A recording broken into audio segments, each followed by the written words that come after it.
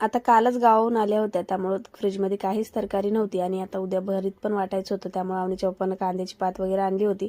आता पार तिथं बघत होता की त्याच्यासाठी काही आणलेत का म्हणून. त्याच्यासाठी त्याच्यात काहीच नाही निघालं, तर ते साईडला होऊन गेला. त्यानंतर इथं पुरण शिजवून ठेवलं होतं आवनीनं. आता गावाहून आल्यामुळे माझी थोडीशी तब्येत खराब झाली होती, तर थोडंसंच पुरण घातलं होतं मी, जेवढे नागदिवे लागतात तेवढंच. त्यानंतर मीच नागदिवे बनवायला घेतले होते इथं. तिने पुरण वगैरे शिजून पीठ वगैरे मळून ठेवलं होतं. छान असं दिवे वगैरे बनवून घेतले. दिवे बनवून रेडी झाल्यानंतर पूर्ण असे काही रेडी झाले होते. त्यानंतर आता मला ह्याला उकडून घ्यायचं होतं. आता नेहमी मी ह्याला उकडून घेते, पण ह्यावेळेस मी ह्याला स्टीम करून घेणार होते फक्त.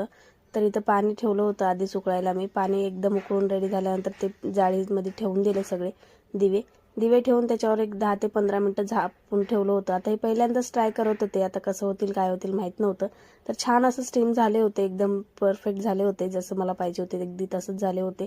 त्यानंतर पूर्ण काढून घेतले. तर असं तुम्ही पण एकदा नक्की ट्राय करून बघा. आता असं उकडल्यानंतर एकदम चिपचिपे होतात, पण याच्यात चिपचिप काहीच नव्हतं. एकदम दिवे सुद्धा एक व्यवस्थित पाजळतील असं झाले होते.